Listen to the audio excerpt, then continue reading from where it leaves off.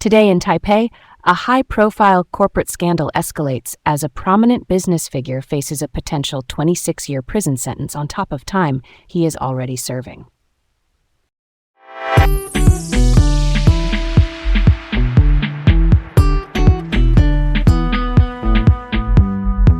I'm Leah, keeping it real and keeping you up to speed in Taipei.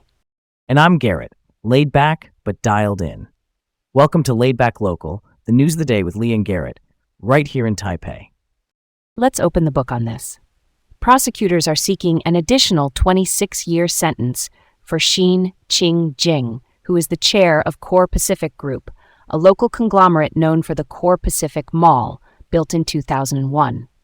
They say Xin broke securities laws and manipulated land deals over many years, funneling money through lots of small companies. Securities laws are the rules that keep companies honest when they raise money or trade shares. Think truth in labeling for finance. Investigators say the motive ran through money trouble, including heavy gambling debts.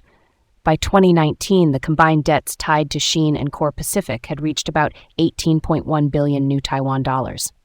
On top of this new case, he already has a 10-year sentence for bribing former Taipei Mayor Ko Wen-je, who, for context, is a physician-turned-politician who led the city before.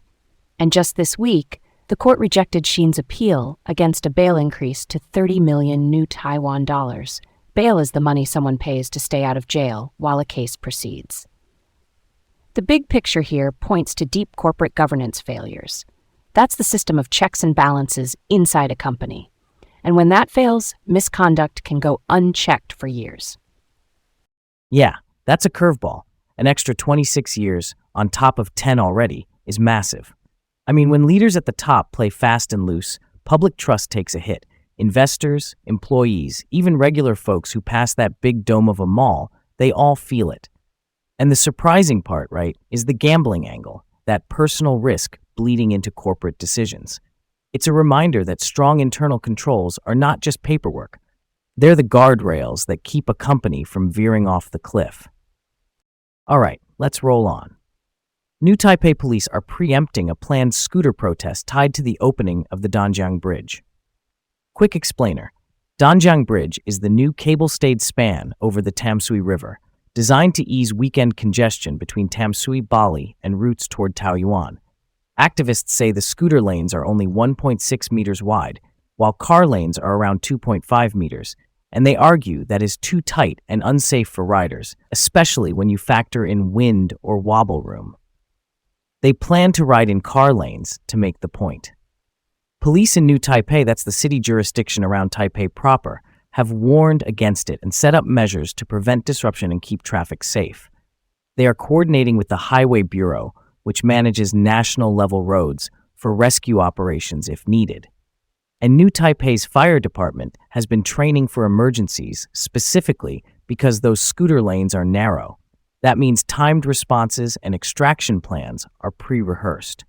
Let's unpack this. Scooters are everyday life here. Families, commuters, food deliveries, all of it. So lane width matters. 1.6 meters gives you a handlebar or elbow's worth of buffer, and that's tight. Real talk, why make them that narrow? For riders, that feels unnerving. Yeah, good question. Officials haven't laid out a detailed public explanation in this briefing. It could be design trade-offs on a complex bridge, but we'll stick to what's confirmed. What is clear is the tension here, building big infrastructure fast and then making sure it is safe for every class of vehicle, not just cars. The proactive training by the fire department suggests they know the risk profile is different for scooters on that deck. Let's keep this going. Taiwan just made nurse-to-patient ratios a legal requirement for hospitals. That ratio is simply how many patients one nurse is responsible for at a time. Lower ratios mean safer care and saner workloads.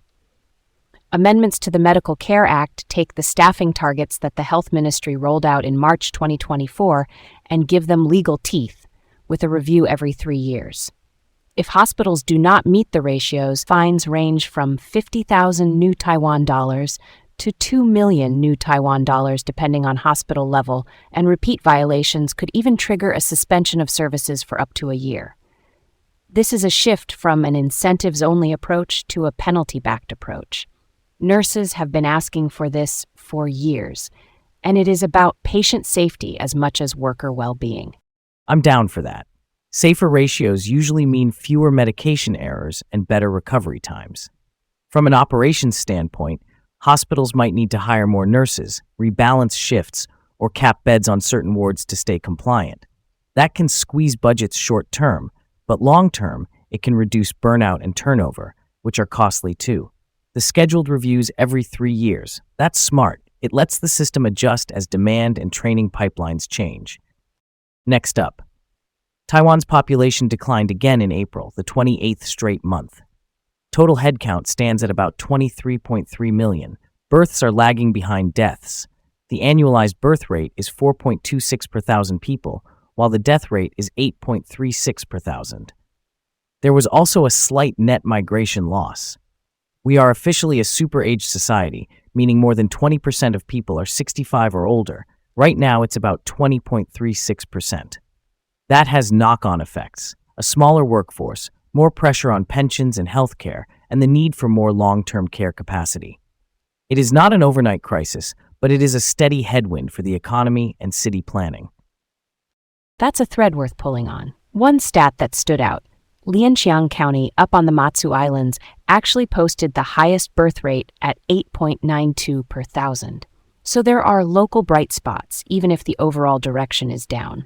The long view here is about making family life feasible: housing that does not break the bank, childcare that is accessible, workplaces that are flexible. Otherwise, the math does not change. Kind of gives you something to sit with, huh? All right, on to health finances. Taiwan's health minister, Shi Chung-liang, addressed worries that national health insurance premiums might have to rise soon. Quick definition: NHI is our single-payer system that covers nearly everyone for essential medical care, funded by premiums and a central reserve. The reserve fund is projected to get close to its legal minimum by the end of 2027. Legally, it has to stay above 1 month of average benefit payments to act as a buffer. But she said long-range projections do not capture the latest economic conditions. Supplemental premium income has been climbing thanks to higher wages and better financial market performance. As of now, the reserves are expected to sit around 2.8 months of spending, which means no near-term premium adjustment is on the table. Yeah, that checks out. Stability in NHI is huge for peace of mind. The surprising part is that supplemental premiums, which are tied to bonuses and investment income, have been pulling more weight. That is cushioning the system even with a projected deficit in 2027. Communication is key here. If people know the reserves are still at 2.8 months, they are less likely to panic about sudden hikes. But it is still one to watch. Costs change fast when tech, salaries, and drug prices shift. And that's where we'll leave it for now. So there we have it. Full circle from Taipei. This is Laid Back Local, the news of the day with Leah and Garrett. Stay safe out there, and we'll catch you next time.